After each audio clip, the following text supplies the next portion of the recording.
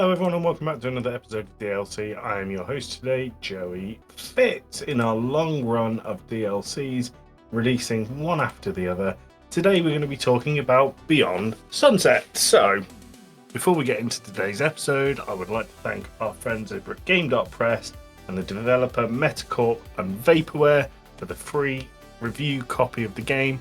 It's always massively appreciated. So Beyond Sunset is a neon-drenched cyberpunk shooter that just came out of early access. Got katanas, synthwave, hacking and hordes of enemies. Basically, it's a fever dream of retro-futuristic chaos. I've spent a little bit of time with it recently, and while I really appreciate what's going on for the style and the aesthetic, there were moments where I found myself getting a little bit lost, both literally and figuratively. So let's talk about it. Now, the first thing that hits you in Beyond Sunset is how good it looks. Not in a photorealistic sense at all, but it feels deliberate, handcrafted, and like pixel art meets cyberpunk in a really, really cool way. Everything feels like it's soaked in neons, pinks, purples, deep blues reflecting off of rain-slicked streets. It gave me Blade Runner vibes, which was awesome. The world feels really alive. It's full of grimy nightclubs, flickering holograms, neon signs buzzing in the distance. It's got that synthwave soundtrack pulsing in the background, which gives it retro future energy. Honestly, the art direction is where this game absolutely shines, and it just does wonders for the gameplay. You're the kind of person that loves atmosphere, who just wants to exist in a cool world. This game delivers on that front. Even when I was frustrated with bits I'll get onto in just a second, I kept playing just to see what the next area would look like, and that's huge credit to the game. So it's a video game, so the gameplay itself is really important, and this is where things got a little bit mixed for me. You play as Lucy. You're a street samurai waking up from cryosleep in this decaying cyberpunk city called Sunset. You're trying to piece together what happened in your past by slicing and shooting your way through gangs, cyborg zombies, weird tech-infested enemies. On paper, that sounds awesome, and sometimes it really is. The combat can feel great when it clicks. You've got a mixture of swordplay and gunplay. It's fast, it's aggressive, you can dash, slide, chain attacks together, and when you're in the zone, and when you get your timing of your slashes, you're hitting the criticals, the dodging and incoming fire, it can be genuinely thrilling. But, here's where I hit a snag. The movement never felt quite as smooth or as quick as I wanted it to. It's not bad, but it's not completely fluid. You want an ultra responsive kind of speed that you might expect from a game that looks much more kinetic. You sort of expect to be flying around the map in this game as if you're in Doom Eternal or Neon White. But Beyond Sunset doesn't feel like it moved at that pace for me.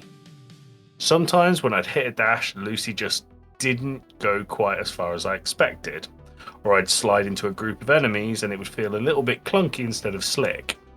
It's like the game wants to be this really high-speed dance of blades and bullets, and sometimes it got there, but other times I just didn't feel like it kept up with its own ambition. And that's a huge shame, because when the movement clicks, you feel how close it is to greatness. Now, the gameplay was okay. The movement didn't quite capture me as much as I wanted, but we're going to talk about the part now that really actually frustrated me the most, and that was figuring out where to go. I've praised Beyond Sunset's world. It really wants you to explore it, and that's great in theory. It gives you good space to wander, find hidden items, read lore terminals, but in practice, I got lost a lot. Sometimes I'd finish a big combat encounter and I'd get turned around so much that I had no idea where the game wanted me to go next. There's no map, and that's not super helpful. There aren't always clear waypoints or objective markers, so I ended up running laps around these neon alleyways trying to find the one door that I missed that I was meant to go through.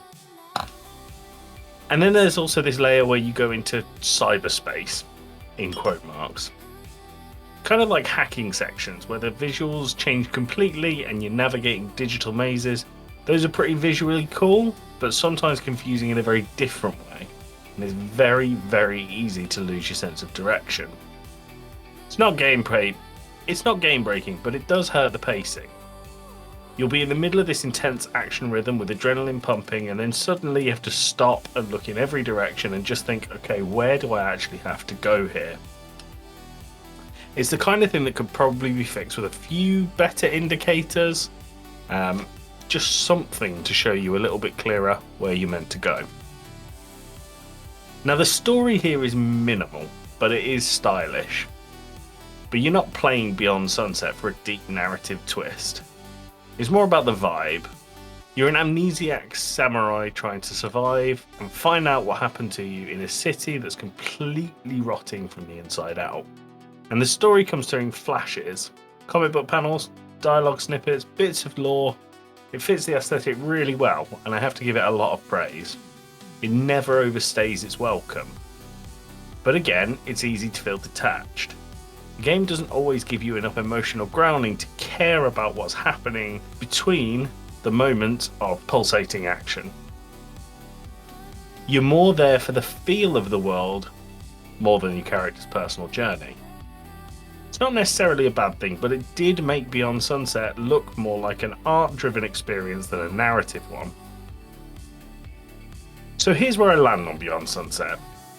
It looks great, it's ambitious, it's stylish, and it's going to really click hard for a certain type of player. If you love cyberpunk aesthetics, if you live for neon lights and synthwaves, this game is really worth checking out. If you're there for the super tight movement or the one more run level of gameplay though, you might enjoy it. Personally, I found myself wishing the combat was a bit snappier, the movement faster, and the direction was clearer. Honestly, if you want to look for something that leans more into the absurdity and crazy movement, I would play Ultra Kill. That game's an absolute masterclass in fast-paced, brutal combat. And if you're chasing movement perfection where each jump and dash feels like it's mega intentional, Neon White is still untouchable in this space. Beyond Sunset sits somewhere in between. It's a great looking world with tons of attitude, but a gameplay core that doesn't always match its presentation. That being said, I have to respect the hell out of what it's trying to do. Like I said before, it's stylish, it's confident, it's got its own unique flavour, and I think a lot of people are going to enjoy this. I just wish that I connected with it on the same level as I had Ultra Kill and Neon White. Anyway, that's my take. Have you seen Beyond Sunset? What did you think? Head over to our Discord, where people who listen to the show love to talk about the episodes. It's a really great community. And make sure you follow Game Club Pod on all social media platforms. That's at Game Club Pod. Anyway, I've been Joey Fitz. Thank you for listening to today's DLC episode, and I'll catch you next time.